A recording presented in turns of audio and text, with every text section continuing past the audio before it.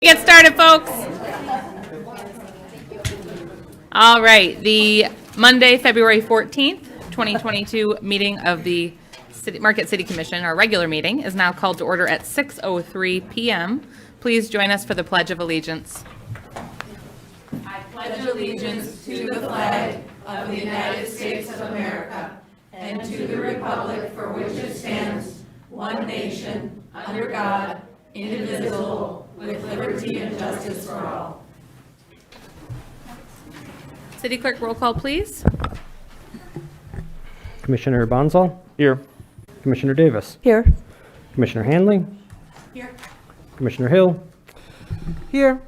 Commissioner Stonehouse? Here. Mayor Pro Tem Mayor? Here. And Mayor Smith. Here. Thank you. Commissioners, we have an agenda this evening. Do we have a motion? Pro Tem Mayor? Madam Mayor, I move to approve the agenda with the amendment of adding the Meyer State Games firework permits under consent item 3H. Thank you. Do we have a second on that motion? Commissioner Hanley? I second that motion. Any discussion? And this will require a roll call vote with this most recent addition of the fireworks permit. City Clerk, could you please conduct a roll call vote?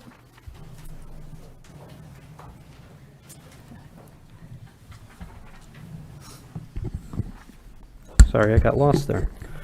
Commissioner Bonzal? Yes. Commissioner Davis? Yes. Commissioner Hanley? Yes. Commissioner Hill? Yes. Commissioner Stonehouse? Yes. Mayor Pro Tem Mayor? Yes. And Mayor Smith. Yes, motion passes 7-0. My one announcement is Happy Valentine's Day. Thanks for coming out on this, greeting card holiday, but I decided to go festive nonetheless. All right, so our first item up here, we have a reappointment of Taylor Klipp to the Market County Transit Authority. Do we have a motion on this reappointment, Commissioners? Commissioner Stonehouse? Your Honor, I motion to appoint Taylor Klipp to the Marquette County Transit Authority for a term ending 12/31 of '24. And do we have a second? Commissioner Hill? I second that motion. Any discussion, Commissioner Stonehouse? Only that he's a very fine appointment, and I am certain he's going to serve the city well. And Commissioner Hill? Agreed. Any additional? All right. All in favor, please say yes. Yes. Yes. All opposed, please say no. Motion passes 7-0. That brings us to our first public comment session of this meeting. Comments may not exceed 3 minutes per person. Please clearly state your name and physical address. You've got 3 minutes to speak.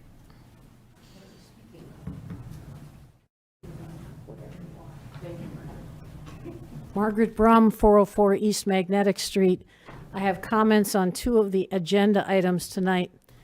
The first one is very serious. It's about the recommendation to change the zoning of the McClellan Avenue property from what it is now to a conservation situation so that no building can go on there. I was at the meeting, as you all were that night, and I've never felt the intensity of the crowd more than I have at any meeting. And I would wholeheartedly endorse what the recommendation of staff is. You've got 2 petitions supporting it, and you've got all of the city documents in support of this in terms of the master plan and green space and respecting neighborhoods and creating an environment for the future. I was most impressed at that meeting with all the people who showed up, but the young fathers who said the only time they got out of the house to go was into that woods. I had great sympathy for them, and I would hope that you would be able to pass this and move that property forward so that it can maintain a vital, important part of that neighborhood. And I've got a friend who's traveling in Florida this week, and she said she was going to contact all of you, and I'm kind of sure by the look on your faces that she did.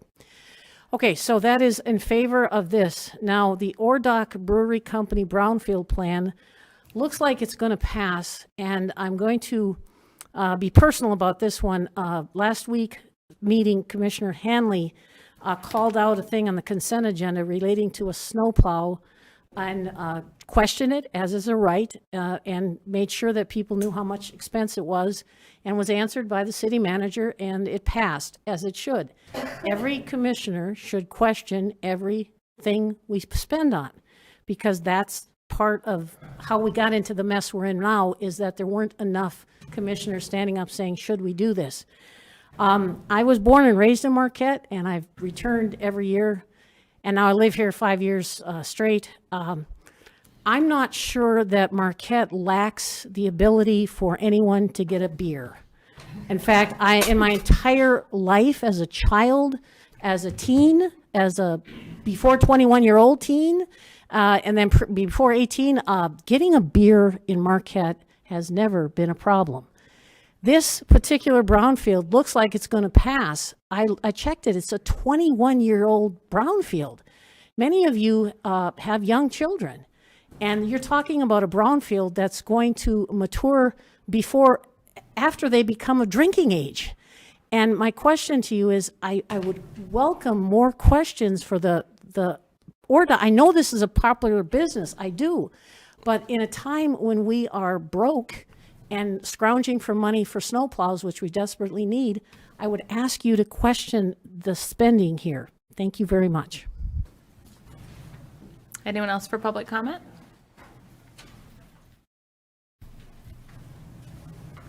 Good evening. My name is Ann Donahue. I live at 1614 West Avenue. I'm here to comment on the disposition of 1435 Wright Street. First, I want to thank you all for your time and attention to this matter. I know you have a lot on your plates right now, and your thoughtful regard for the opinions of citizens in that area is greatly appreciated. I am curious, though, why the 1433 Wright Street parcel is not included as part of the property map that is being considered for rezoning. I hope that is an oversight that will be corrected. Rezoning the parcels at 1435 and 1433 Wright Street is a good step in the right direction in terms of protecting a wooded area that is home to countless wildlife and provides green space as well as recreation opportunities for the people of the area and visitors. However, the conservation recreation designation allows for uses that would destroy the intent of keeping this area a pristine, virgin wooded area. Some of the principal permitted activities include agricultural-like operations, including food production, public or government building, and open storage. Special land uses include land-intensive recreational use, wireless telecommunication facilities, and accessory uses. While this City Commission and Planning Commission may intend that none of these uses be approved for this parcel unless it is stated in writing any or all of those uses are possible. Creating a conservation easement would guarantee that this parcel remains as it is today, a pristine virgin forest. A conservation easement is a legally recorded agreement between a landowner, in this case the City of Marquette, and the State of Michigan that prohibits or limits any activity that would diminish the property's agricultural or open space value. The northwest corner of the intersection of McClellan and Fair is currently designated as a conservation easement. This easement is directly south of the 1435 Wright Street parcel. Designating 1435 and 1433 parcels would secure protection for the entire area. Residents and non-residents alike love Marquette for its natural beauty. It is a treasure to have the small woodland in the middle of the city. Please research the benefits of a conservation easement that will maintain the forested area. Thank you for your time. Anyone else for public comment? Hello, I'm Terry Doyle, 1001 Alawaz Road, and I'm here for any comments or questions you have on the rezoning and the contractor extension of the conditioning rezoning of 1651 South Front Street. Thank you. Anyone else for public comment?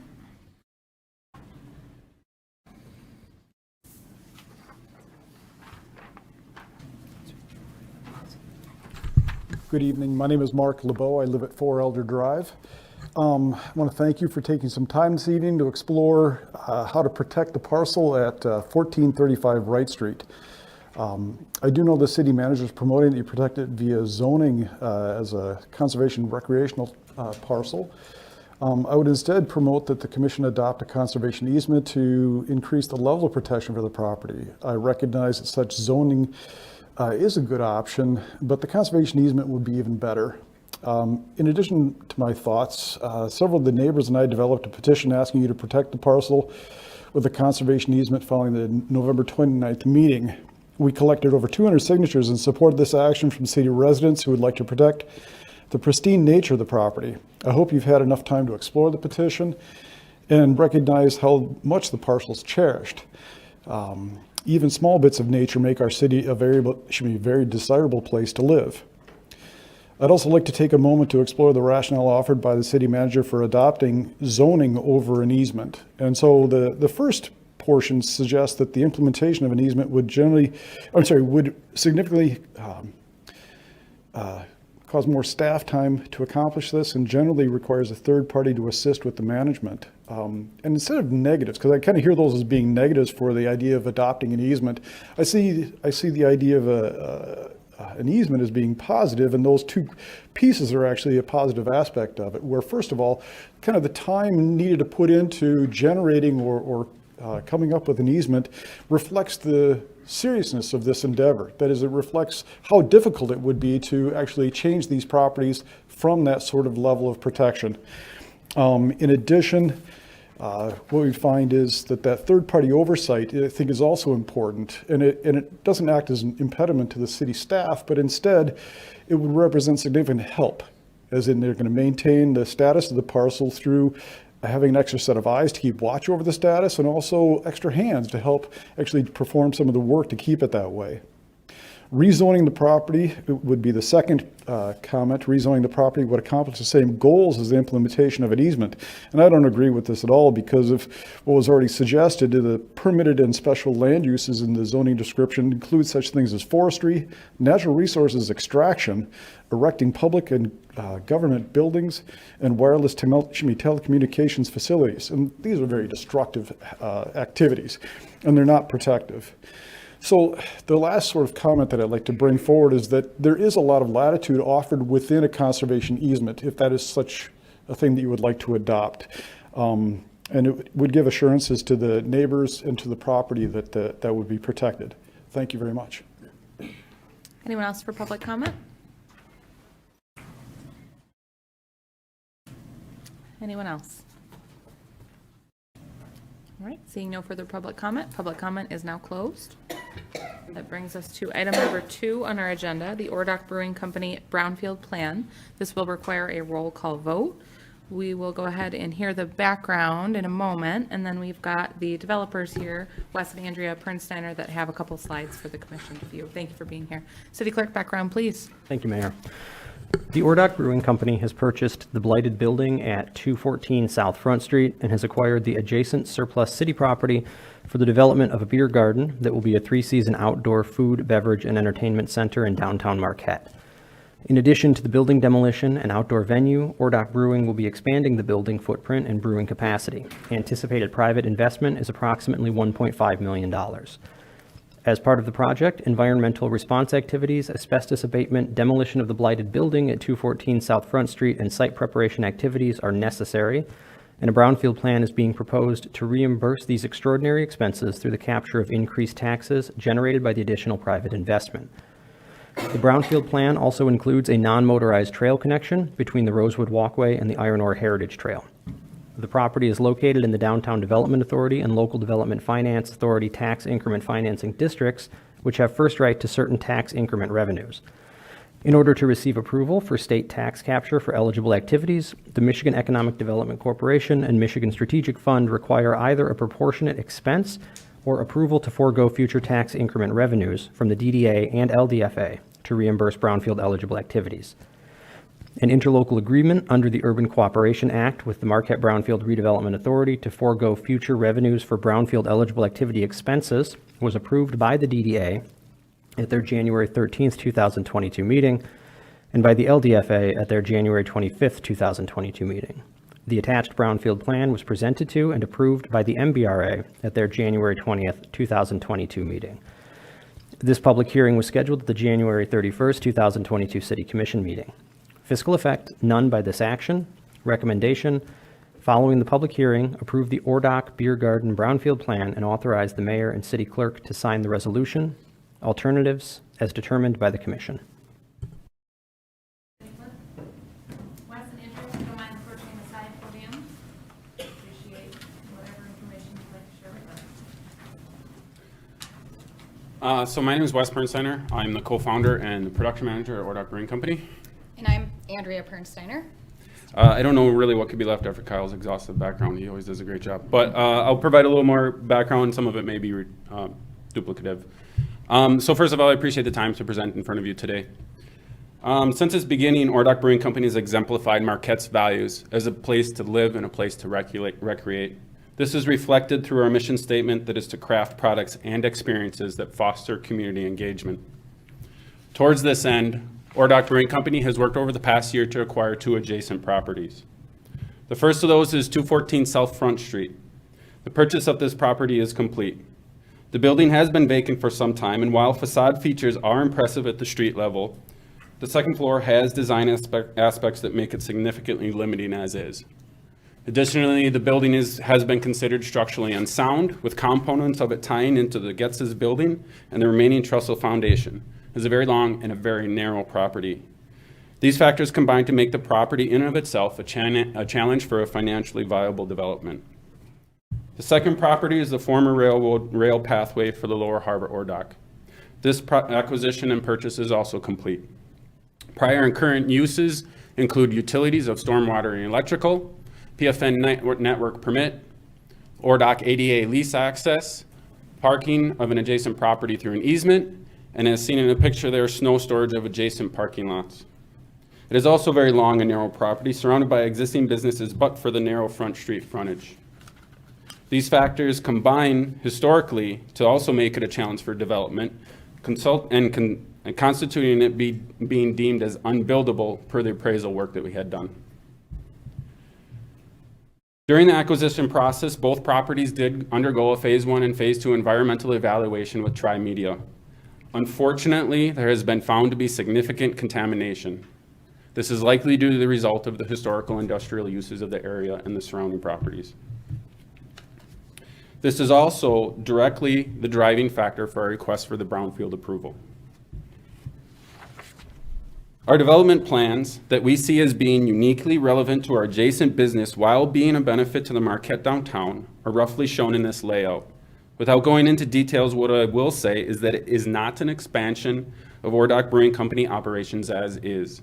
It is a pathway to a downtown draw through a place-making mentality. As shown in the draft rendering here, it includes components such as the proposed extension of the Rosewood Walkway, outdoor multi-use areas, 3-season open air areas, green design components, incorporation of historical influence and native materials. Specifically on the outdoor space, it's conceptualized to include pavers, grass, trees, hop vines, improved ADA access for Ordock, outdoor assembly areas, as well as allowance for outdoor recreational areas, and food truck service that is in complete compliance with the current City of Marquette ordinances. In conclusion, as a family-owned company that has operated in Marquette for 10 years, we believe we can create a positive utilization of a space that faces unique and challenging limitations. We want to further invest in our mission's commitment to foster community engagement, and we're looking for support of the city in this direction. Thank you. If I can just add, Ordock Brewing Company, I think some of you are familiar with us. We are celebrating our 10th year in operation this year. Before the pandemic, in 2019, we actually hosted 360 individual public and private events in our community space. And I bring that up mostly because I think a lot of people think of us and they think of beer, but really the second tier to our business is community, and we really foster that with our community space. Half of our current footprint is used for those public and private events, most public, and we have an infrastructure that really leans towards allowing nonprofits to utilize the space at an easier capacity to do fundraisers and those types of things. So I did want to make sure to mention that as we talk about our business and I guess our part in the downtown community for the last 10 years. So thank you for being here. Thank you for letting us be here today, and we're happy to answer any questions you have.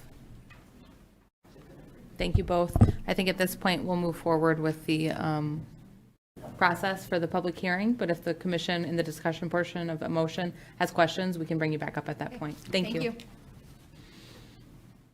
All right, so the public hearing for this item, for the brownfield plan on the Ordock Brewing Company is now open. So members of the public wishing to make a comment on this plan may do so. They have 3 minutes to speak. You can approach the podium. Please clearly state your name and physical address unless you've already done so at this meeting. Anyone wishing to speak for this public hearing?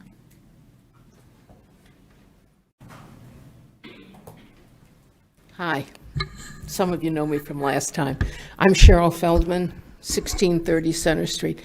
I didn't quite get everything this gentleman said, but let me ask you something. Are we serving food or beverages or what in this spot that they want to rehab? I don't understand it. We're begging for extra tax money. Unless this is going to generate extra money, I don't see the point in this. Just me. Thank you. Anyone else wishing to comment on this public hearing?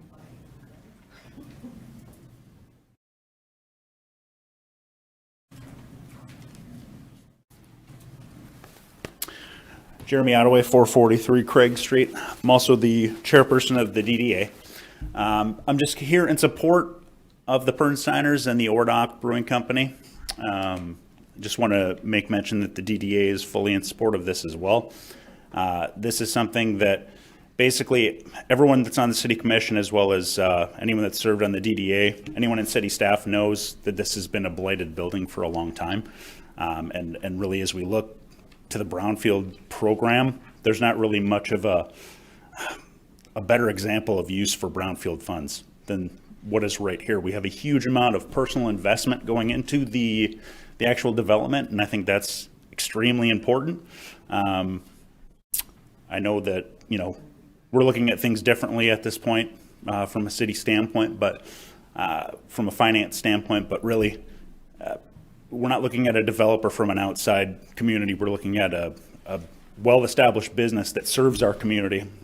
There's a time to give a brownfield that helps economically downtown, makes everything better from a community standpoint. It's probably now.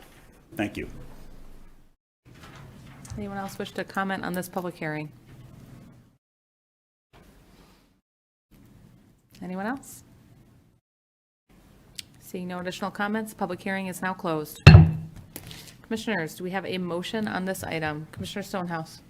Your Honor, a motion to approve the Ordock Beer Garden Brownfield plan and authorize the mayor and city clerk to sign the resolution. And do we have a second? Commissioner Hill? I approve, second this motion. Commissioner Stonehouse, any discussion? Well, I thought Mr. Ottaway was spot on with his comments and really the same things I would have seen.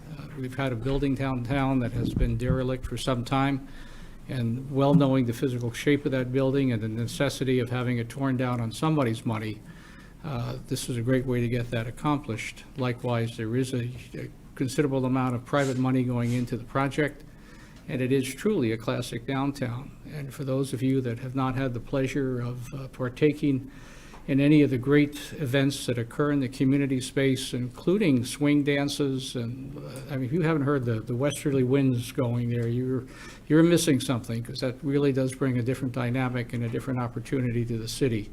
So I strongly support this particular brownfield, Your Honor. Commissioner Hill? Thank you. Well said, Commissioner Stonehouse. I agree. From the Science on Tap and the other conversations, where it really is about bringing in different perspectives and helping people talk through and understand an issue, connecting town and gown in terms of NMU and other people in the community getting to hear what's going on at NMU and talk about different programs. I greatly enjoyed the opportunity to go upstairs and always learn something or hear great music. I agree. I think activating, the long-term movement of switching from that railroad-dominated downtown to taking those spaces and making them useful in the 21st century, infrastructure that was built in the 1800s, as continuing to move through that, I think is a really important agreed use of our brownfield money, and the opportunity to have a larger public gathering space right there in the heart of downtown. My only question is, in the continuation of the walkway, is how are folks going to cross Front Street? Because there's the intersection at Main, which actually doesn't, traffic moves through now. There's the light. I believe that's Spring. So how would that happen? Can we speak to that right now, or can someone address that? John, maybe pulling up maybe it's possible to pull up that map again? To see where that While is. they're pulling up that map, I just wanted to, I'm sorry, Karen, if you Yep. were completing a thought, just add that this is a DDA capture, and I know that was in the agenda packet, but for the benefit of the public, I know we've been talking about this, the city of Marquette's budget, some concerns with our balance sheet and trying to and work things out, and we are still working through those concerns. This, we are required to approve this plan, but the bottom line is that it doesn't impact our budget that we approve. It's the DDA, and they've already approved it at their level. So they're asking us to approve it at our level as well. And we're getting to the map here. I just wanted to fill that in because I was kind of waiting to add that thank in you. anyway. Thank you, Commissioner Hill, for letting me do that. Yeah, I would say there's not a good image on here. What's shown, this is the pathway, is directly across from what's currently between the Rosebud Building and where Zephyr is. And right now it just dumps on the sidewalk. So facilitating access across through a walkway, that would have to be contemplated as we go forward. And we work with the city, yeah. I think it would likely be through the intersections, unfortunately. This is something that was identified as a potential pedestrian pathway in our master plan many years ago, but was not developed, I believe, because the bike path development kind of took a priority, probably because of the inadequacy of the crossing right there. But it would provide another pedestrian crossing. It's just they'd have to cross at the designated intersections. Okay, that's helpful to know, just to know. But and that maybe there'll be some creative opportunity that comes along. But overall, I'm very much in support of this project. Thank you. Any other commissioners' discussion? Commissioner Davis? I want to thank the ORDOC owners for purchasing this abandoned, dilapidated building downtown and designing a space that, that really will improve the look and feel of that area. And as I look at this building, it certainly looks to me like a brownfield space. In addition to just, your regular brewing, I love your mission about crafting products and experiences because people have mentioned some things like the Science on Tap and the music. But I've been to a poetry slam there, and I've done nonprofit meetings there. And I remember walking into a wedding, not a reception, but an actual wedding one day that was there. So it really has become a truly, it's a unique meeting space for the community. I have concerns about this brownfield plan. It's a $1.5 million project with over $800,000 in brownfield tax increment financing. And it's one of our smaller brownfields, yet we're stretching it over 21 years, and we just listened to the hospital in 15 years. And there's an additional 5 years on top of that 21 years where the tax increment financing will go into the revolving fund. And that means that the tax revenue will not be realized by the city, actually the DDA, until 2048. Unfortunately, this is a time in our city's history when we're struggling to balance the budget without taking measures that are really uncomfortable and unpopular with our community members. The DDA is also working hard to continue all of their services with their budget constraints. So while our Brownfield Authority, our DDA, and our LFDA all have approved this plan, I'm really questioning whether or not it's the best interest of our greater community and our taxpayers at this time.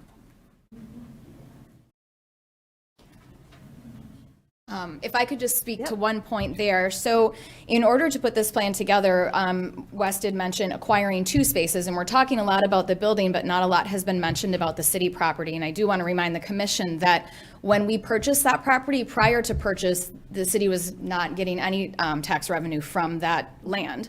When we purchased it, it is now getting tax revenue, and that's set. So as you bring up the brownfield plan for the hospital, remember that part of the reason they're able to pay that off so quickly is because they're going to zero out the value where we own a very large building downtown with a pretty large tax value that we're going to continue to pay taxes on, as well as the land that we've purchased that is, currently sitting on the tax roll. So we aren't getting to zero out our plan in order to shorten up that time frame. So hopefully that gives a little light to that. Thank you. Understood.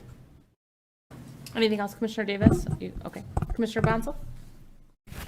Yes, thank you, Madam Mayor. So I also want to echo, I think that the ORDOC is truly like one of the most incredible community institutions that we have, and there are so many different things that the ORDOC brings to the community, like the Science on Tap series and other events that I've attended there. And I think it would be great to see this property, which has been sitting there vacant and falling apart really, and contaminated as well. I mean, there are elevated levels of lead and mercury on the property, get cleaned up and redeveloped. However, I also do have some reservations and some questions. So first, just I guess a clarifying question. I know Mayor Smith mentioned this, Commissioner Davis alluded to it, but more for the benefit of the public than anything, whether we approve this brownfield plan or not, whether this project happens or not, the amount of money coming into or out of the city general fund isn't going to change, right? Because the taxable value for the city of Marquette is capped based on like the 1992 value of the property, taxable value of the property, correct? So there's no financial impact to the city on this one. Okay, thanks. I knew that. I just wanted to clarify that for anybody that had missed that point. But I have one question for the Pernsteiners. Could this project happen in some form? I know, when you purchased the property from the city, that there were maybe some indications we might be talking about a brownfield plan in the future, but it was very general, right? Very broad. And I agree with Commissioner Davis that the size and scale of this brownfield plan is freaking me out a little bit, to be honest with you. So if you could maybe address what would happen if, how could you make use of this property and redevelop this property with a more limited brownfield plan? Or is there any plan B for you? I know that's a really tough question to ask, but I mean, I'm sure that you went through different scenarios and things as you were thinking about buying the property from the city and the property next door, right? Well, I'll do my best to answer that. When we purchased the properties, we were not able to complete brownfields until we owned the properties. So we did not know the level of contamination that existed in either the building nor the green space until after we obtained those properties. With that said, there's probably some things that we could do, particularly with the green space, because the building elements of that are less. However, as you saw with the contamination that was found, and the fact that the brownfield plan revolves around reimbursement of expenses having to do with removal of the contaminated areas, in order for us to dig in the soil that's contaminated, we have to be able to pay for that. So we would be able, obviously, to do some work, but the level of contamination was much higher than we knew when we purchased either of those spaces. Does that help? Yeah. It's probably about as far as I can speak to that. As we are still, working through the expenses associated with being able to remediate that situation. Yeah, that definitely provides some clarity. So I appreciate that.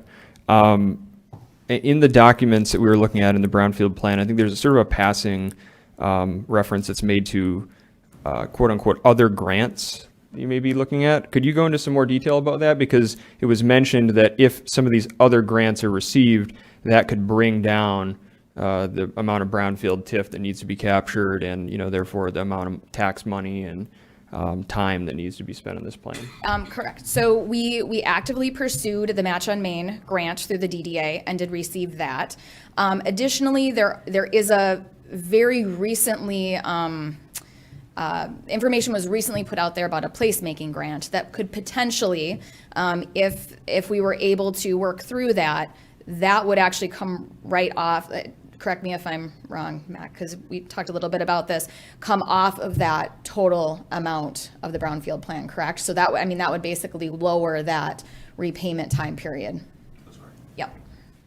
Okay. So we are actively pursuing those. We're definitely doing our best. None of those are guaranteed, but it's something that, obviously we'd prefer to go that route if possible. Do you have any estimate of the, like a dollar amount that you might potentially get, even if it's a range between all of these grants? Actually, the DDA just released an email on Friday about a potential grant opportunity that they're looking at as the DDA that then local businesses could apply for, and I believe the maximum on that is $100,000. Okay, thank you. I'll add a little bit to that if you don't mind. One of the reasons that we had to go for the 20 years on this period was because we're not putting in a lot of what's the term? We're not putting in a lot of like residential buildings that has clear tax basis, which allows it to be paid off really quickly. We're looking to create more of a placemaking, more of a fitting with our mission, that community atmosphere. Unfortunately, it doesn't increase the property value, so it's going to take us longer to potentially recoup the significant environmental contamination removal costs that we have to burden. That being said, being entrepreneurs, if we can find out a way to increase the value, what that will do is accelerate the rate at which we recapture those funds and reduce the period, in addition to things like grants that it takes to return to the city capturing those taxes, or the DDA. Okay, thank you. One, I want to get maybe a little bit of clarity. Commissioner Hill, I think, made a good point, or had a good question about there's a statement that the main public benefit from this is going to be about $200,000 that would be invested in connecting Iron Ore Heritage Trail to the Rosewood Walkway, essentially. It's extending the Iron Ore Heritage Trail all the way to the lake, basically, or very near to it. And I guess just looking at the map, it was kind of unclear to me what how that connectivity would work. So just to clarify, you wouldn't actually be extending the Iron Ore Heritage Trail through this property, right? It would be utilizing existing pedestrian and infrastructure on. Oh, actually, the former was correct. This, basically, we would be building the pathway on the property we've purchased and then saying this is now public infrastructure. It's hard to see, again, apologize, but the property that we purchased extends about half of the block, and we're interested in doing the work to have that extended and then essentially saying this is now the city's. We will need to work with Veridia because they own the end of the block. So there is still some work there to undergo. Right. I guess that was the critical point I was asking about, is that does currently run through that parking lot, right? But I mean, I think it's a great project, and I'm really glad that you all are. And I think there are other potential public benefits beyond that. But to be honest, this is a really tough one for me, but I do agree with Commissioner Davis. I feel pretty 50-50 on it at this point, because while it's a really positive project, I do feel, I think when you look at, you clearly have a really contaminated building. The contamination is worse than you expected. But the demo, I believe I have a note here, right, that I was adding up the demolition costs and the lead, asbestos, and other hazardous materials abatement costs. And when you add those together, it's like a little over 200,000, like between 200 and 250,000, versus total brownfield capture of almost 1.2 million. So I think clearly, I don't think anybody denies this is a brownfield site that is severe contamination. I think everyone wants to see something positive happen with this property and work with all of you. And I'm certainly not opposed to a brownfield plan. It's clearly a brownfield site, and you all would be a great partner. But a brownfield plan at this size and scale with such a long, really 26-year time horizon, that's what's making it challenging for me. So I just hope you understand that, and other folks understand where I'm coming from on that. But although it doesn't have an effect on the city budget, I think ultimately it's true that it's also taxpayer dollars that are ultimately being captured. So it's a tough topic for sure. I'll yield my time to fellow commissioners if they have comments or questions. Commissioner Hanley? Thank you, Madam Mayor. I also have questions about the viability of this. And speaking from someone who runs a restaurant, I question, and I'm not to say that I think your business is going to fail, but the average bar and restaurant does not last 40 years. And you're talking about something that's going to extend to that time, which frightens me to begin with. Another thing that I look at, and this is not, I know nothing about what they spent on it, but I look at just up the street from you, a local brewery doing a huge expansion and revampation, and they didn't come to us and ask for a cent. And it's hard for me to look at doing this at that point. I understand this definitely qualifies, but I also, and I know we're not pulling city money, but am I right in saying this is going to take from the library, correct? It's a capture that's already included in the DDA. So it's already being captured by the DDA. So it's not necessarily something that is taken away from the library. It would have been captured by the DDA, whether. Okay, so the library already loses it to the DDA. Okay, that's one thing to know. Another thing that scares me about this plan that I haven't seen pointed out yet is the capture for the eligible activity is $870,540. And the capture for the local brownfield rotating fund is $219,148. That seems like a very high jump on that side versus the actual plan itself, which is a little frightening to me. That last 5 years, that there's gonna be that much put into that, which will be another 5 years, I believe. I have a hard time. I know that it's not taking from the city directly, it's taking from the DDA, but the DDA does support the city in a lot of different ways. And it's a big number for the amount of investment. Like there's 1.5 million on one side and not, it's not fully theirs, but 1.2 on our side. It just seems a little too high for me to be super supportive of it at this point. If I can just speak to the first part, to the bar restaurant aspect. So kind of going back to our community, part of our business. So if you notice, we don't have the map up anymore, but that second floor, the idea with that space is actually to be more of a venue. So, weddings, celebrations, the nonprofit organization, fundraisers that we do. So the use of the space, I mean, we like to think we have such a great breadth of businesses in our community, and I recognize the other brewery you spoke about, putting on an addition as well. I think the usage of that space is very different from what we're looking at, especially with the second floor venue aspect of this, just to kind of speak to the community aspect of that and what we like to see this space used for. Can someone on city staff answer what happens if for some reason the business were to fail before the brownfield is over? Absolutely, Commissioner Hanley. The tax capture carries with the building. It's not tied to the business, so the taxes will be continued to capture over the life of the plan to recuperate costs. And it wouldn't so much be, city money up front. It would be, their cost paid back by the by the TIF that's captured.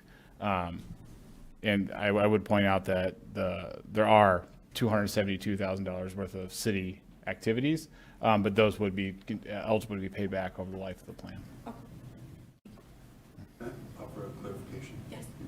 Sure, go ahead, Mac, quickly. Thanks. You have your resident brownfield expert over there, Sean.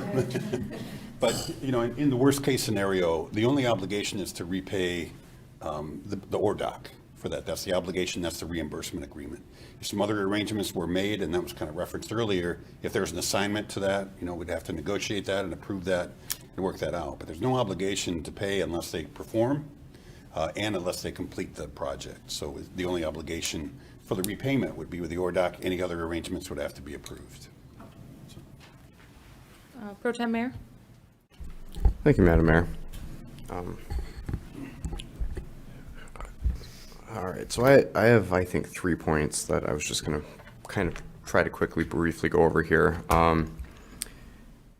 I guess my first one was for the DDA and whether or not, because this isn't really affecting our tax base at all, this is more so affecting yours. Looking long term, is this something that you guys can afford and handle? I don't even know how much you're currently capturing there, but that's something I feel Jeremy, like. if you'd like to comment, we appreciate you being here. Yeah, no problem. Commissioner Mayor, I'll definitely, do my best when it comes to that. So much like you, we've all, on the DDA kind of had a recollection of trying to understand brownfields, right? So recently we've had all this stuff with brownfields in the community and everyone's like, brownfield, we're all afraid. So we've kind of gotten ourselves educated on it and really done some extra outside stuff, brought some experts in to kind of teach us more about when to use brownfields, when they're good, when they're not. And, we've decided to, as a DDA, really to start looking at this stuff really in detail to see if it makes sense. We definitely took a good look at this one. And from the long-term standpoint, this makes complete sense for the DDA. It supports our mission of growing the downtown economically. And when we talk about, really the brownfield capture, yes, I understand you guys have a budget crisis. We, obviously the DDA, we're looking at figures as well. You guys are well aware of that. But really the issue is We have a blighted building that really qualifies here completely. And if this doesn't get done, if the brownfield doesn't pass, say the ORDOC decides to not do this, those taxes are never there anyway. So we're looking at this 21, 25, 26 years from now. That building's going to be worth something. There's going to be community presence. It's supporting the DDA's mission. So in this case, this one makes a big sense for the DDA. But Thank you. yeah, any other questions? I think you're good. Thank you. Okay. And just, Go ahead. okay. And correct me if I'm wrong, we are not bonding for anything here, right? Like some of our other brownfield plans. Correct. Okay. So really all we're talking about is allowing them to use the tax capture from this to reimburse them for cleaning up things like lead and mercury, which if anyone's not familiar with mercury, it's highly poisonous to humans. There's nothing that needs to be repaid to us for bonding. DDA is all right with it. Long term, it's going to produce more for them financially. I don't know if that helps kind of clear the finances up a little bit for everybody, but they're really just reimbursing themselves with their own tax capture for the environmental cleanup, right? Correct, and that's something that would be highlighted in the reimbursement agreement, and as, Mac had stated, something goes wrong, that's their obligation, their repayment that wouldn't be happening or be extended. Thank you. Could I offer one additional comment on the finances? Sure, quickly, Matt. Yep. Just for clarification, 45% of the dollars come from the state. And so we're leveraging state dollars, really a 45% grant over time for that. So kind of important to note that we're being able to leverage those state dollars for an economic development project within the community. So, thanks. Thank you. Commissioner Stonehouse? Oh, sorry, I had more. Pro Tem Mayor. Sorry, one more point here. And Brownfield Authority might not love me for asking this question, but I am curious, does the last 5 years of the reimbursement going to the revolving fund need to be included in this plan? Because that could take 5 years off that lengthy deadline that has been mentioned multiple times. I would say that is not a requirement, but that is something you'd have to amend because that is worked into the current plan that's presented to the commission. Okay. I don't know if you had it. Let's amend it. Okay. You want to make a motion? Yeah. Okay. Sure, I don't think this discussion is nearly done, but yeah, go ahead, Commissioner Davis. Good. Well, yeah. Sure, go ahead. Go ahead with the amendment before if you want. Is the discussion for the amendment? Is that kind of what you're thinking? Let's finish our discussion. Okay. Go ahead, Commissioner Davis. Oh, okay. I appreciate you clarifying some of my concerns, and I'm feeling a lot like Commissioner Bonzo. It's like I'm really struggling with where my vote is on this, and the length of time is one of the issues. So help me to understand. You said that you have received the Match on Main grant, and that is for how much? $20,000. Not a huge amount, but it helps. And then there's a placemaking grant, and then there's another grant for $100,000 that you will be applying for and may get. So, Mac, this might be a question, I have to ask you to. No, go ahead. Yeah. Mac, this might be a question for you, but help us to understand a little bit about the potential for these grants and how it will affect the finances. And I'm also curious about, your hearings, some of us very concerned about the length of the whole brownfield, and if this could be a brownfield plan that is reworked in a different way that is more palatable to those of us with some of the concerns. And I don't know.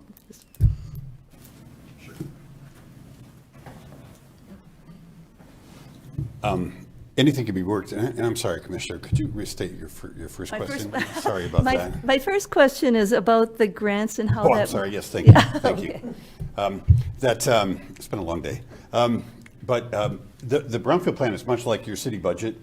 It's a budget to be done. The actual expenditures are actual real expenditures that are invoiced and documented and done. So we've kind of got some things in there that are contingencies. We don't know if they're necessary totally or not. So it's kind of the broad budget there. If those dollars are not expensed, then they're not captured in that case. They're not part of the eligible activity obligation. And then if there's a grant that is done, that even lowers that eligible activity amount as well. So any of those dollars that could be used for the placemaking grant against the dollars that are included in the brownfield plan will shorten the time frame for capture.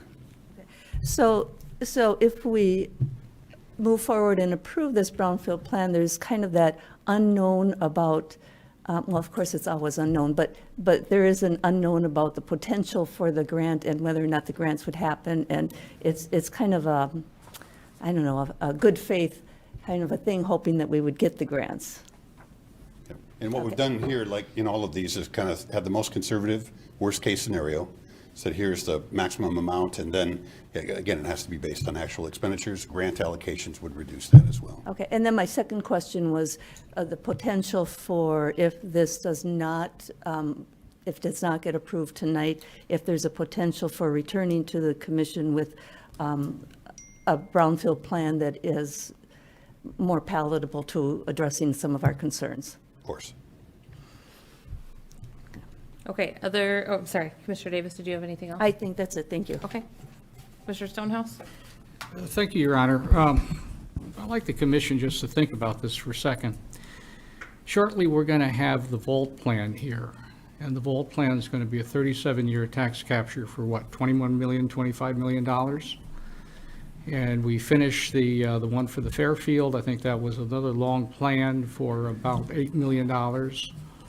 I don't recall how many millions we put into the brownfield plan for the Founders Landing area. We are putting an awful lot of effort into plans for people that do not live in Marquette, outsiders that are coming in and doing work, developing our city. And that perhaps is a good thing, perhaps not. But here we have a local group, a local business that has gone to us to get a brownfield of relatively small money in comparison to what we've been normally dealing with on brownfields, and we're putting them through the third degree. I don't think that's right. I think when we have local people that are asking for assistance, that we should look on them perhaps with a wider eye than we would somebody coming in from Ann Arbor to do a project for us. Thank you. Anything else from the commission? I've got some comments, but I've been trying to wait, and then we may have an amendment here. So I would just like to add that I am in support of this project. I think the vision for this type of development in that area completely meets with what the DDA is looking for, what the city of Marquette is looking for. We often talk about ways to have more of a friendly vibe, more of a gathering space outdoors in the downtown area. We've talked about closing off the 100 block of Washington, not happening. You can say that all in one breath, at least at this point, but other ways that we can get outside and gather on a more regular basis. And this fits that mission.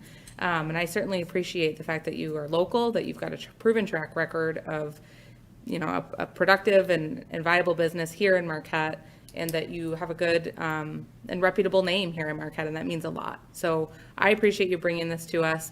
Do I have some concerns? Sure, but they don't rise to the level of me not approving the plan.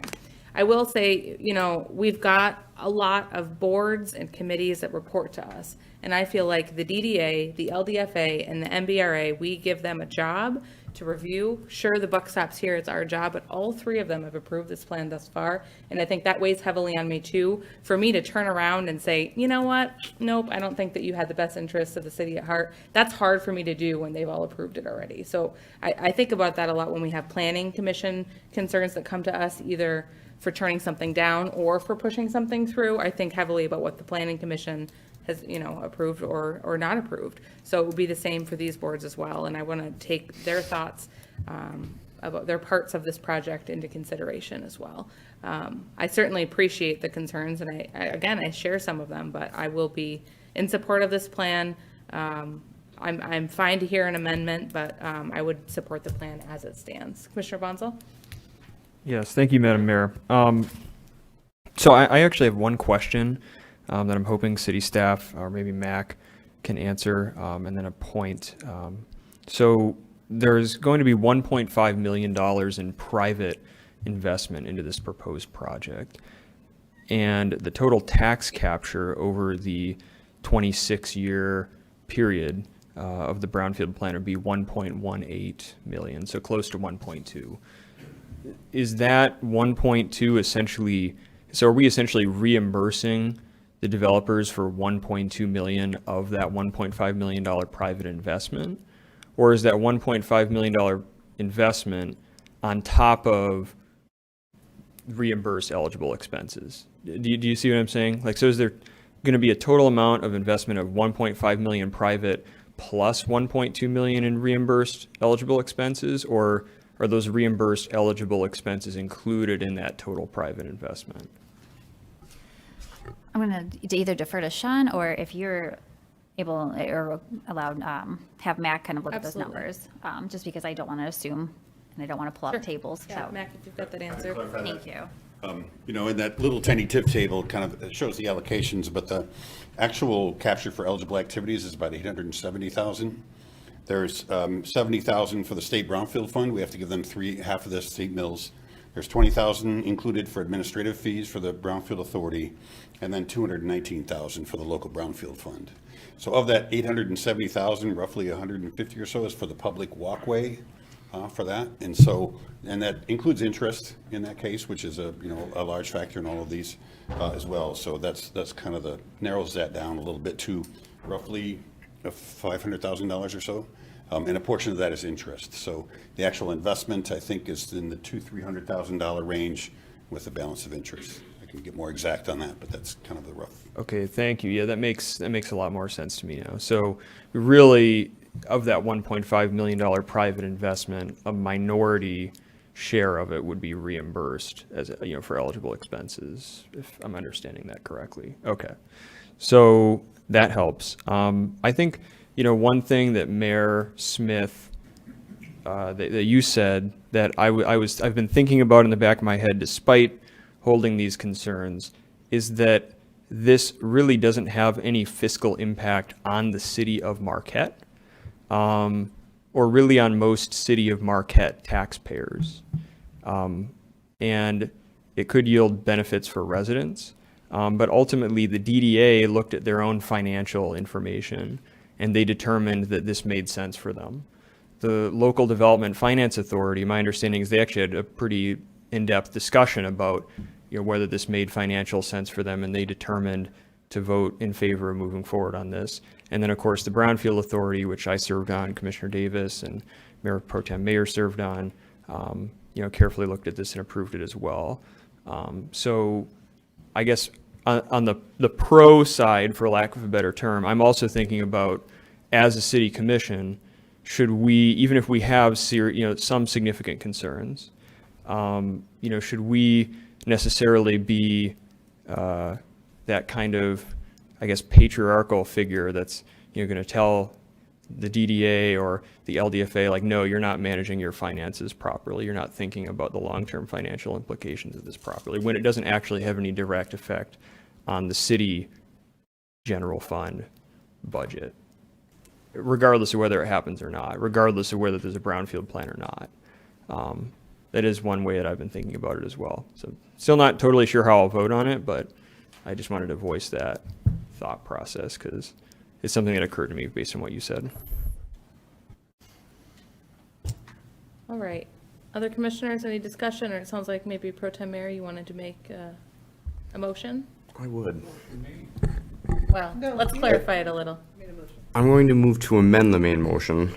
Yeah, that's what it was.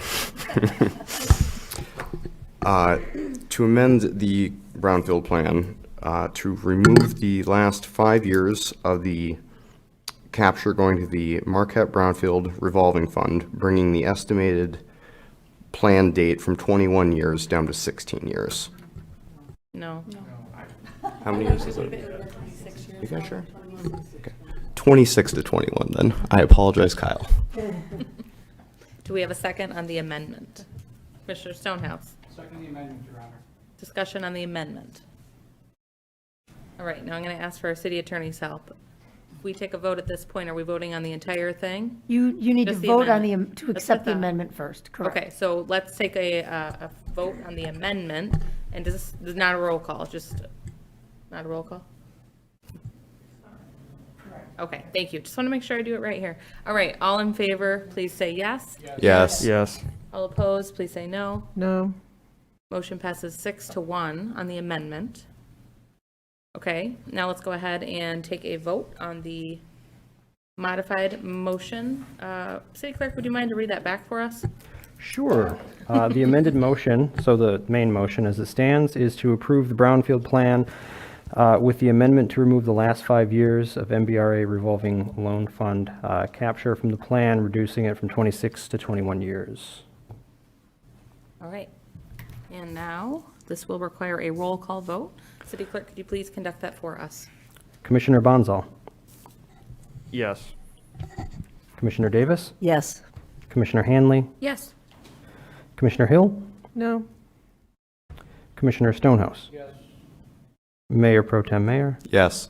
And Mayor Smith. Yes. Motion passes 6-1. Thank you. Congratulations. Look forward to working with you as this moves forward. All right, up next, we have the consent.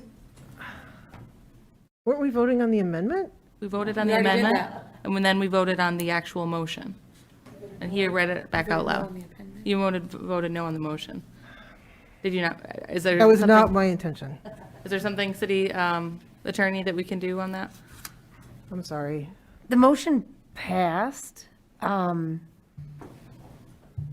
So really, you I mean, the probably don't motion want to try to passed, but- reconsider it, because then it, unless you think you want to vote it down. Can we let the record reflect that Commissioner Hill Let intended the to minutes vote? reflect that? So that it was a unanimous vote? Yes, I would, Thank you. sorry about that. All right, moving on to consent agenda. This will require a roll call vote due to item 3F, 3G, and 3H. Three items require a roll call vote. Just one roll call vote for it all, though. Do we have a motion on consent? Commissioner Hanley. I motion we accept the consent agenda as presented. And do we have a second? Commissioner Davis? I will second that motion. Any discussion? Roll call vote, please, City Clerk. Commissioner Bonzal. Yes. Commissioner Davis. Yes. Commissioner Hanley. Yes. Commissioner Hill. Yes. Commissioner Stonehouse. Yes. Mayor Pro Tem Mayor. Yes. And Mayor Smith. Yes. Motion passes 7-0. And on to new business. We've got 3 items here. Item number 4 is the disposition of 1435 Wright Street, the North McClellan Avenue property. City Clerk, could we have the background, please? Thank you, Mayor. Staff is seeking direction from the City Commission following the extensive discussion at the November 29th, 2021 City Commission meeting regarding the future use of city property located at 1435 Wright Street, also referred to as the North McClellan Avenue property. The property is currently zoned as municipal. The intent of the municipal district is to permit flexible development and approval standards for properties used by the City of Marquette. In consideration of the City Commission discussion in November and feedback from the surrounding neighborhood, if action is to be taken regarding this property, staff is recommending the Commission authorize an application to rezone the property as conservation/recreation, CR. The intent of the CR district is to preserve the character of land in the city with outstanding scenic and/or recreational qualities by restricting development not suited to this goal, to prevent development of land which has great ecological value or where there are natural hazards to development, and to preserve open areas for forestry, agriculture, and recreation. Rezoning the land to CR would put it into the same category as most of the city-owned waterfront, including the recently acquired Wee Beach, Presque Isle Park, and most of the other recreational areas within the city. This would be in line with the recommendations from the Community Master Plan. If the City Commission approves this recommendation, staff will file an application for rezoning that would be reviewed by the Planning Commission and eventually voted on by the City Commission in a public hearing. There is a significant public process involved in rezoning the property, and this would provide an opportunity for public input at multiple levels. The City Clerk's office has received 2 versions of a petition regarding the McClellan property, requesting the creation of a conservation easement. Given the existence of the CR zoning district and its similar applicable uses around the city, city staff does not recommend pursuing a conservation easement on this property. The implementation of an easement would require significantly more staff time to accomplish and generally requires a third party to assist with the management. Rezoning the property would accomplish the same goals as the implementation of an easement and would afford a greater level of municipal control of any recreational amenities moving forward and allows for future planning efforts. Fiscal effect, none by this action. Recommendation, direct the city manager or her designee to file a rezoning application for 1435 Wright Street to change the zoning from municipal to conservation/recreation. Alternatives as determined by the commission. Thank you, City Clerk. Do we have a motion? Commissioner Hanley? I recommend that we direct the city manager or her designee to file a rezoning application for 1435 Wright Street to change the zoning from municipal to conservation recreation. And do we have a second? Can I just clarify? Sure. Did you said I recommend, did you intend that to be a Sorry, motion? I motion. Thank you. Okay. Second, Commissioner Bonzel? Yeah, I'll second that motion, Your Honor. Discussion, Commissioner Hanley? I think that with much city input and much work from the staff, I think this is a great way to move forward in protecting the land at the end of that street. Commissioner Bonzel? Yeah, thank you, Madam Mayor. I would agree with that. I also want to thank everyone who came to the meeting tonight. I know that many of you are here, because of this item. Many of you have been here at previous city commission meetings, so thank you for taking the time to do that. And also, thank you for taking the time, many of you and many of your neighbors signing the petitions that we received. We've all heard that. We've all heard the calls for the conservation and recreation easement. And I think that's certainly a possibility moving forward. But this rezoning, I think, is a common sense first step that we can take. And it's in line with our current city master plan. Moving forward, any future rezoning or any special land uses allowed within conservation or recreation would require public hearings before the Planning Commission and the City Commission. And the property is, of course, still owned by the city, so it's still city land, and by extension, really, it's land that belongs to all the people of Marquette. And so we all have input on how it would be used in the future. And so I think that while that's definitely something, the conservation easement is something we should discuss further in the future, especially maybe as part of our upcoming community master planning process, where I think we can take a look at our entire community and the different conservation needs in the whole community rather than just on one property. We can take a larger, more holistic look at it there in the next year as we're creating our new master plan. I think right now, let's not let the perfect be the enemy of the good. Let's take this action that can protect this land through rezoning for conservation and recreation. And let's continue working on and listening to community members and neighbors about the easement. But I think this is a good thing. It's going to protect the property. At the end of the day, if you think of any of the other beautiful properties in the city, Presque Isle, much of our public lakeshore, the cemetery, right? These are all zoned conservation recreation, and none of them, with the exception of the one recreation easement and the Heartwood property, are in a conservation easement. And that property, most of it was zoned conservation and recreation long before it was placed into an easement. And I think one thing that's critical to remember is that we need a third party to help manage land that's placed into an easement as well. And we don't have a clear third party to help manage an agreement like that right now, like we did with the NTN with the Heartwood property. So definitely something we need to explore, but I do think it's accurate to say that there's a lot more staff work and consideration that would need to go into that. And so let's do the rezoning now. And that does not in any way, shape, or form preclude us or prevent us from doing an easement in the future. So I'm personally in favor of this motion. I don't see really any downsides to it. Commissioner Davis? I have a few questions for the city staff, if Sure. you don't mind. Absolutely. And I had shared with some city staff a couple of the emails that I received earlier. So I'm wondering if Dennis, if you could just describe the history of this area, what was the, when it was acquired by the city and what was the intent. I understand there's infrastructure. If you could explain where that infrastructure is. Yeah, historically, a good portion of that property on the northern side was purchased from Mr. Pelto some years back. And when McClellan Avenue was put through, after an exercise with the Planning Commission, the then city manager authorized us to put infrastructure in. And there's water and sewer laterals underground, and they were placed to serve each one of those properties for future development. Is the infrastructure on both sides of McClellan?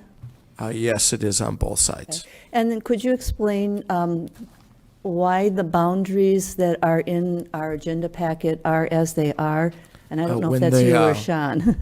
Well, when the packet was developed, we took the map that was from the previous Renovare development, and that was reflecting the property that they were interested in purchasing at the time. There are a couple residual properties that, as we understand, will be included in the rezoning effort. Okay, thank you.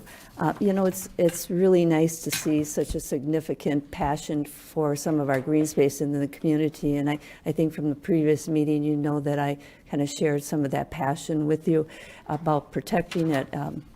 You know, and it's good to see the empowerment from the community.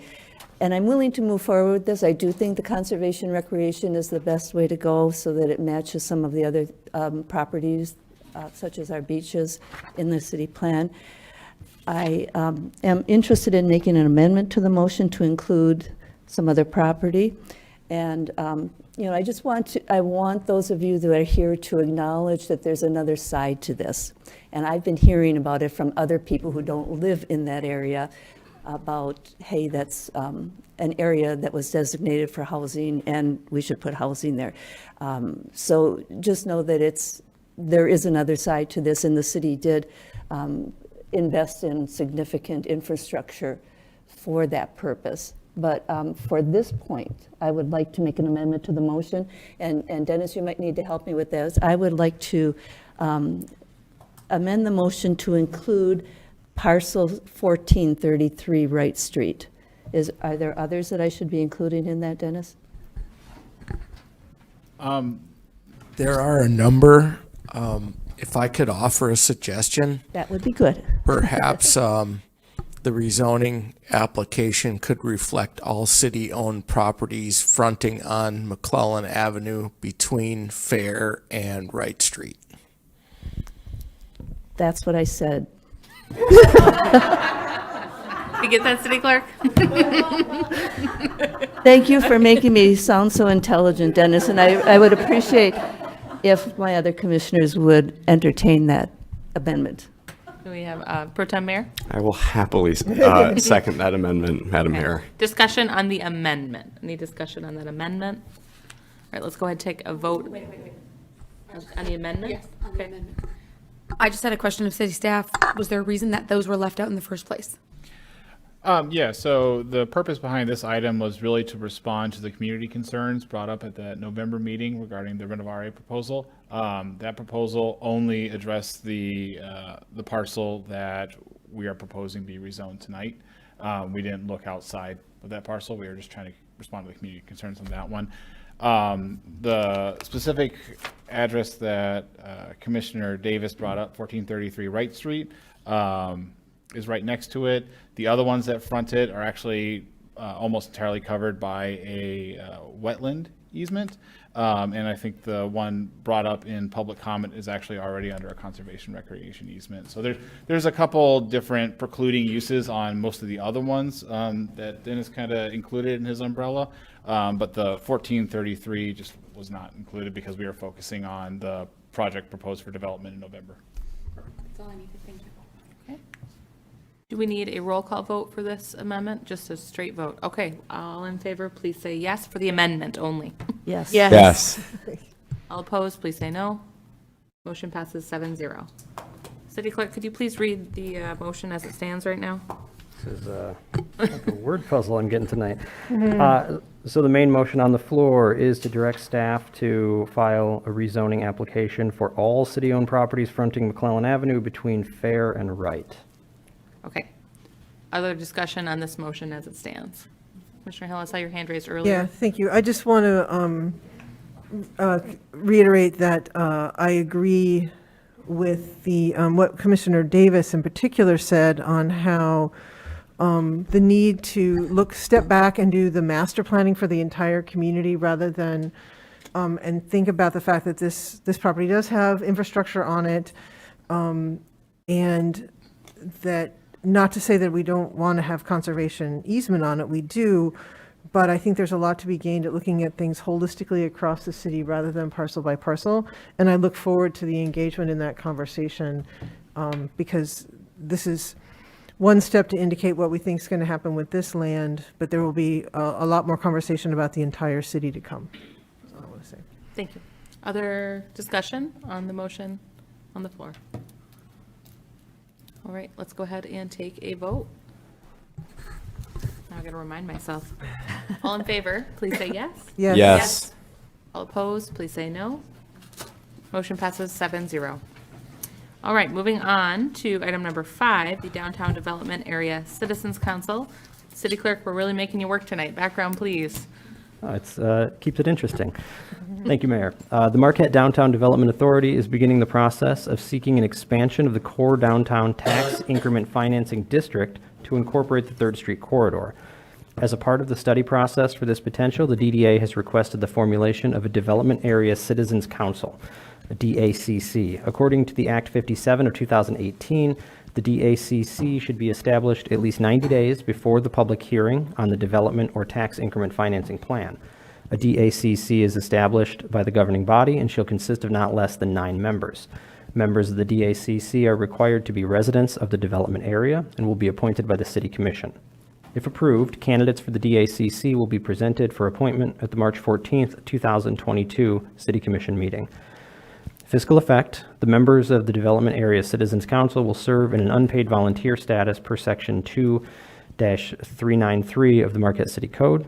Recommendation: establish a Development Area Citizens Council for the period of March 15th, 2022 to March 15th, 2023, and direct the city manager to recommend the membership of the committee for approval by the City Commission at the March 14th, 2022 meeting. Alternatives as determined by the Commission. Thank you, City Clerk. Commissioners, do we have a motion on this item? Commissioner Davis? I move that we establish the development area, a Development Area Citizens Council for the period March 15, 2022 through March 15, 2023, and direct the city manager to recommend the membership of the committee for approval by the City Commission at the March 14, 2022 meeting. And do we have a second? Commissioner Stonehouse? I second the motion, Your Honor. Commissioner Davis, any discussion? Only that I think a group or a committee such as this would be very important to the DDA, and I'm hoping that we find residents who are willing to serve on it. Commissioner Stonehouse? Only that, Your Honor, we discussed this, I believe, in great detail last meeting. Any other discussion on this item? I would just like to add that we had a work session with the DDA recently to talk about the potential expansion of TIF down to 3rd Street. This, I know this, it was all in the description, right? But let's put it in layman's terms. This group will decide whether or not we want to move forward with that action, make a recommendation to the commission, and then we'll go forward. My only complaint is it's another acronym, so if we could do something about that, the DACC, the DDA, the LDFA, the MB, it's just a lot, but that's all right. I spelled We'll it get out in there. the title for you. Well, thank you. All right, let's go ahead and take a vote on this item. All in favor, please say yes. Yes. Yes. Opposed, please say no. Motion passes 7-0. All right, number 6 in new business, we have a letter of support for the Marquette County Collaborative for Recovery and Homeless Services. Could we please have the background, City Clerk? Thank you, Mayor. The Marquette County Collaborative for Recovery and Homeless Services proposal represents a collaborative effort on the part of the Great Lakes Recovery Center, the Room at the Inn, and the Jansen House to increase the quality and availability of the mutually aligned services offered by all 3 organizations. The collaborative is currently seeking state funding to assist with these efforts and has requested a letter of support from the Marquette City Commission. If funding is made available, it will be used to rehabilitate the former Bell Hospital Medical Building for Great Lakes Recovery Centers, procure an expanded facility for Room at the Inn, and provide desperately needed renovations to the Jansen House. Fiscal effect: none by this action. Recommendation: authorize the mayor to sign the letter of support for the Marquette County Collaborative for Recovery and Homeless Services proposal. Alternatives as determined by the commission. Thank you, City Clerk. Do we have a motion, Commissioners? Commissioner Bonzo? Thank you, Madam Mayor. I move that we authorize the mayor to sign the letter of support for the Marquette County Collaborative for Recovery and Homeless Services proposal. And do we have a second? Pro Tem Mayor? Madam Mayor, I second that motion. Discussion, Commissioner Bonzo? I think this is an incredibly positive thing. I know that this was going to be on a previous agenda in the recent past, and for various reasons it got delayed a little bit, but I am incredibly happy that this got back onto our agenda. And I really wish the Marquette County Collaborative for all the best in these efforts, because every single thing that they're trying to address with this proposal is badly needed in our community. I think as they noted, or as is noted in the letter, over 500 people just in the city of Marquette at their Wright Street location received rehabilitation services from Great Lakes Recovery Center. When you consider this is a community of like about 20,000 people, that is a large number of people receiving services. Room at the Inn, clearly we need to continue providing services for our homeless population. People experiencing homelessness deserve housing. I believe housing is a human right. We really, if we're going to be a truly accepting and welcoming community, that we need to help them and support them in expanding their services that they provide. And of course, the Jansen House is crucial as well. I had one question, if anybody maybe from Room at the Inn who's here could answer or respond. But the expanded facility for Room at the Inn sounds like pretty ambitious, trying to make something happen within 6 months of this proposal moving forward. Would you envision that including any permanent supportive housing as well, or would it be expanding the capacity of the emergency shelter? Thank you, Commissioner Bonzel. My name is Nick Emmendorfer. I'm the Executive Director of Room at the Inn, and thank you for having me tonight. The answer is right now the plan is only to expand shelter services. Okay, great. Thanks for that clarification. I mean, we certainly need more permanent supportive housing, but we also need to expand shelter services in the community. So thank you for what you're doing, and you're really happy to support this effort. Thank you for answering the question, Nick. Any other commissioners have a question for? Okay, so you go ahead and stay there just a moment if you don't mind. I figured I might as well. Thank you. Pro Tem Mayor, any discussion since you made the second? I won't repeat everything that Commissioner Bonsall said, but I'm glad that he explained and kind of went over all the positives that this really does have. And I didn't realize we were going to be able to ask you questions, but I do have one. Right now, with your current capacity, are you having to turn people away at all? Are you reaching capacity at any given point in time? Just general knowledge. Yeah, I'll do my best to answer that. So we have a capacity for 30 people, and we also have some space for overflow when we get over 30 people.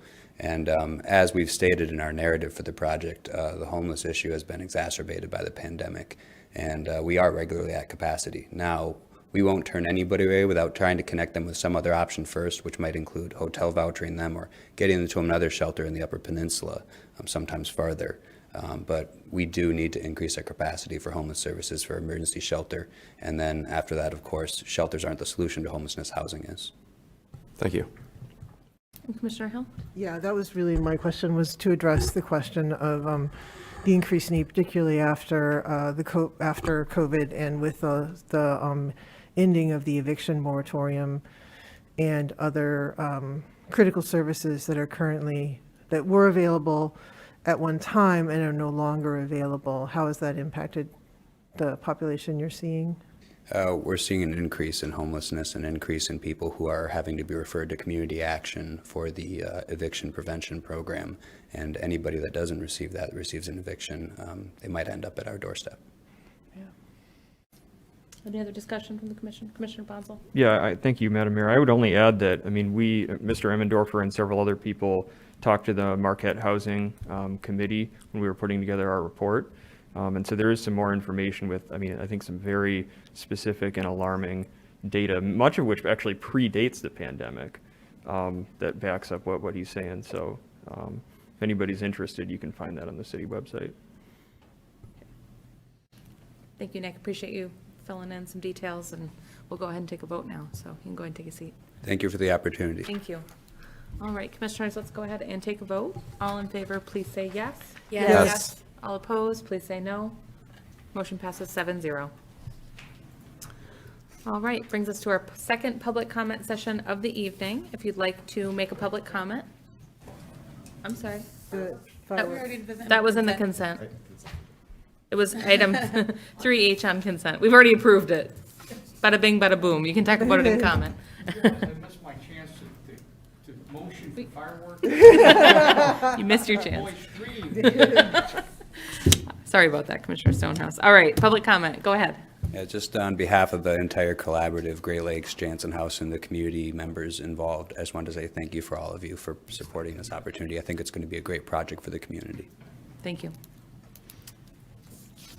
Anyone else for public comment? 3 minutes to speak. Please clearly state your name and address unless you've already done so in the meeting. Yeah. You ready? So, different meeting, Tony Boyle, 401 West Michigan Street. Just want to speak up and say thank you for the letter of support for a fantastic resource, great organizations, really addressing a very important need in our community. Last summer when I was doing the free table at Harlow Park, I recall talking to guests at the room at the end, and many had, MSHDA vouchers. And even though they were qualified to get housing for like up to over $900, could not find anything.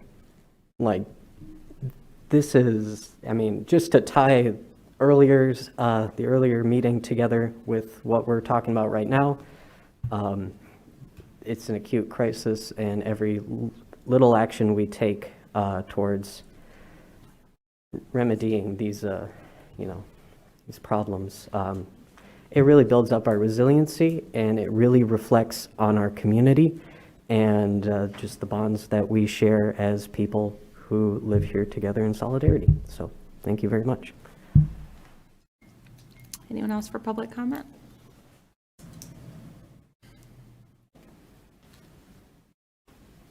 Anyone else?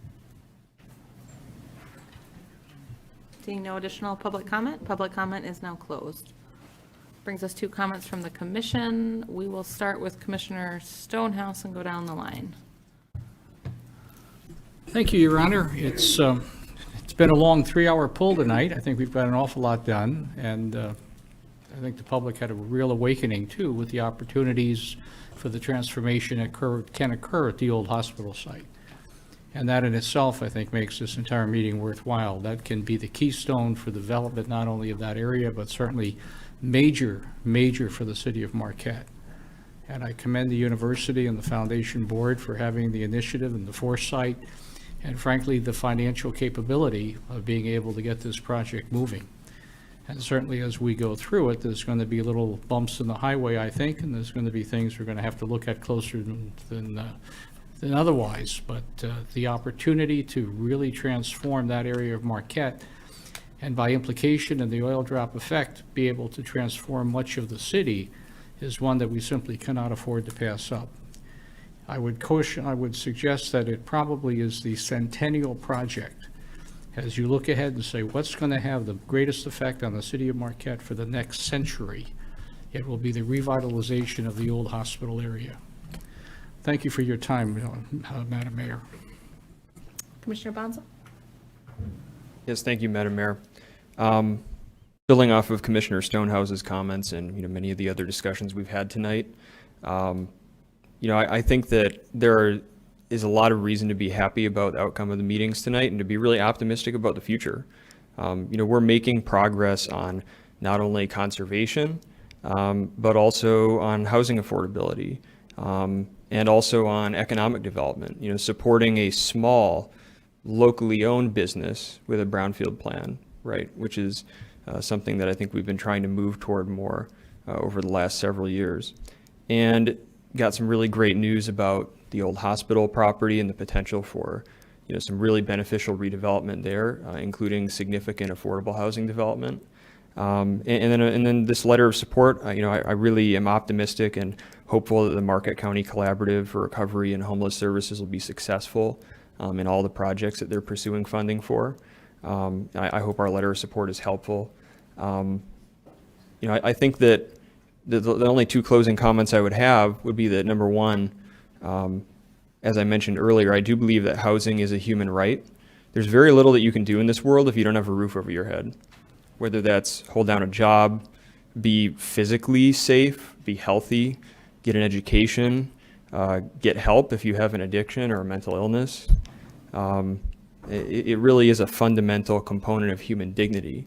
And so I'm really glad that we're able to make some serious steps forward on that tonight on a couple of different fronts. And of course, homelessness is a housing issue at the end of the day, as Mr. Emmendorfer from Room at the Inn noted. And we can't forget that ultimately the shelter and all these things they're very important, but they are also ultimately Band-Aids on a problem that needs to have a much more fundamental solution. And then lastly, I think we just need to be really careful to avoid false choices. You know, tonight we simultaneously took steps forward on addressing housing and homelessness, and also on addressing conservation and recreation and preserving green space, and on economic development and growing the city tax base in the long run. So we can do all those things at the same time. Having nice, safe neighborhoods and having affordable neighborhoods are not goals that are in conflict with one another. Having green spaces, preserving our woodlands and our wetlands and our public lakeshore, and having affordable housing, addressing homelessness, those things aren't in conflict with each other unless we make them in conflict with each other, right? So, and we can do those things without spending a single city dollar up front, right? We didn't spend a single city dollar tonight, and we're making a lot of progress in all those things. Well, in the consent agenda on regular routine budget items, but I mean in the new business items that we voted on tonight, we didn't, right? So that's a closing thought I wanted to leave us with. Commissioner Davis? Yes, we had some very serious discussions this evening, and they were good. But I am just going to point out that we're halfway through February. Not only is it Valentine's Day, but we've got two very cool opportunities in the community to participate in. One is the dog sled races next weekend, and then the weekend after is the Meyer State Games. That include an opening ceremony at Marquette Mountain with fireworks that we just approved of tonight. Commissioner Hanley? I think I'm good tonight.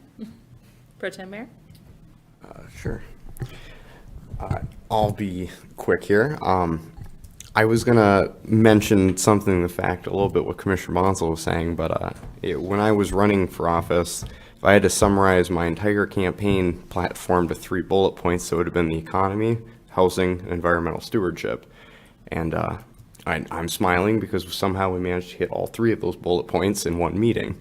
So I'm feeling pretty good about that. I also just want to kind of make this announcement a little bit, that this came up a lot when I was campaigning. I had a lot of residents ask me, long-term on the commission, if they voted for me, what's keeping me in the area, that I don't have any roots here, I could pick up my family and leave.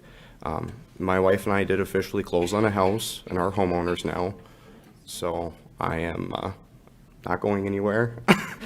And I also now have, with our possible tax discussion going on, have that to look forward to as well as we have that conversation. Commissioner Hill? Thank you.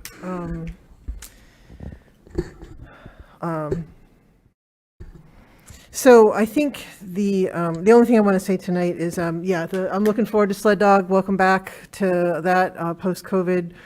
At the same time, let's all still be safe. There's still a lot of virus out there, and I think that looking forward at what our community is going to look like through that master plan process, I think we can envision that things have fundamentally also changed, and we see that reflected in the housing prices and the difficulty in getting a house and the increase in rents. While yes, we are pretty far away from many places, the rest of the world has found out about us. I think that's really clear. And when you look at the tourism, and you look at the housing, and you look at people who can now work anywhere and choose to live here. So I really, I'm looking forward to thinking about what our future is going to look like with the community over the next year. And since nobody else has gotten to say it, congratulations to Nick Baumgartner, and who I understand did a lot of his training this summer on the NTN South Trails. And so appreciate that our recreation facilities helped create an Olympian. Thank you. You know, I had a lot of things I was going to say, but I think every single one of them was covered. I would agree that we've had a lot of important topics tonight, both at this meeting and at the special meeting we had just prior. So for folks who are maybe watching this recording or watching this live, or I think most of you were here for the last meeting, but just wanted to state that there is another meeting with the same date. It was a special meeting about the old hospital site, so you could go, you know, back to that video, or, you know, folks can access that later. And that was a really good and important discussion, and I think I would agree with Commissioner Stonehouse, a centennial project. I like the ring of that. It really will have a profound impact on our community for decades to come. I don't think I have anything else. I will be down at the Sled Dogs, and I will be welcoming the Sled Dog Racers to Marquette at about 6:40. I'll be up on the podium, so come watch me speak for all of 1 minute and 50 seconds or whatever they allow me to do. I think that's it from me. City Manager Karen, anything for us? Huge congratulations to Nick Baumgartner, who was here to train, and I met him actually this summer. It was really cool to hear how he does visit, and you know, really loves it here. So it was really nice to see the representation at the Olympics. Also, great conversation tonight. Thank you very much for the guidance and the direction on quite a few issues here, and we look forward to presenting more to the commission in the coming weeks. So a huge thank you. And then also happy Valentine's Day, because let's remind everybody that it is Valentine's Day, and it was very nice to spend it all with you. So thank you. That's it. We are adjourned at 7:39 p.m. Thanks, everyone.